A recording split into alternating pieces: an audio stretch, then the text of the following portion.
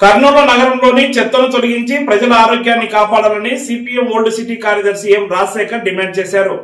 CPM ప్రజా చైతన్య యాత్ర జోరాపురంలోని 18వ వార్డులో సిపిఎం పార్టీ నాయకుడు రంగస్వామి అధ్యక్షతన పర్యటించారు.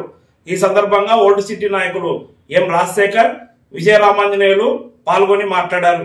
కర్నూలు నగరంలో ఎక్కడి సమస్యలు అక్కడ తిష్టవేసి ఉన్నాయి.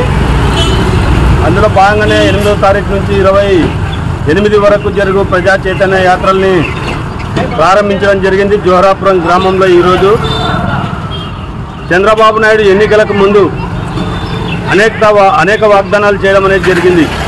అయితే ఇప్పటికి 9 నెలలు అయినప్పటికీ ఒక్క వాగ్దానం కూడా నెరవేర్చని పరిస్థితి కనిపిస్తూ ఉంది. ఎందుకంటే జగన్మోహన్ రెడ్డి విద్యుత్ ఛార్జీలు పెంచాడు. మా ప్రభుత్వం అధికారంలోకి వస్తే మేము విద్యుత్ ఛార్జీలు పెంచమని చెప్పడం జరిగింది. అంతేకాదు సర్ఛార్జీల పేరుతో చేసే ఇంధనపు భారాన్ని కూడా మేము తగ్గిస్తామని చెప్పినాడు. ఈరోజు ట్రూ ఆఫ్ ఛార్జీల పేరుతో ప్రజలపైన మోయలేని భారం ఈరోజు చంద్రబాబు నాయుడు ప్రభుత్వం వేస్తూ ఉంది.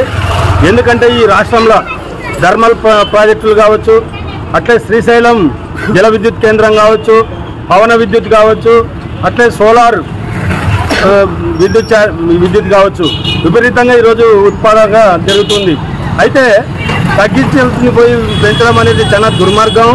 అదేవిధంగా చెత్త పన్ను రద్దు చేసినాడు, మంచిది, సంతోషించవచ్చు. కానీ ఆస్తి పన్నును మాత్రం 15% పెంచను అని చెప్పేసి సంవత్సరానికి ఒక తూరి పెంచిన దానిపైన 15% పెంచడం అనేది చాలా దుర్మార్గం. కాబట్టి దాన్ని పెంచిన 15% రద్దు చేయాలని చెప్పేసి మేము సిపిఎం పార్టీగా డిమాండ్ చేస్తూ ఉన్నాం. అంతేకాదు ఈరోజు క్లాబ్ డ్రైవర్లు అంటే చెత్త సేకరించే బండ్లని తొలగించి ఈరోజు ప్రజలపైన చాలా ఇబ్బంది పెట్టే పరిస్థితి. ఎందుకంటే ప్రతిరోజు ఇంటి దగ్గరికి వచ్చి చెత్త సేకరించి నగరాన్ని అందంగా తీర్చిదిద్దే పరిస్థితి ఉండేది గతంలో. కానీ ఇప్పుడు చంద్రబాబు నాయుడు అధికారంలోకి వచ్చిన తర్వాత చెత్త బండ్లను తొలగించి ఆ రకంగా ఎక్కడ చెత్త అక్కడనే పేర్కొని పోయే విధంగా ఈరోజు చంద్రబాబు నాయుడు చేస్తూ ఉన్నాడు. కాబట్టి వీటి సమస్యల కోసం అని చెప్పేసి ఈ నెల 26వ తారీఖున పెద్ద ఎత్తున మున్సిపల్ ఆఫీసును ముట్టడించే కార్యక్రమం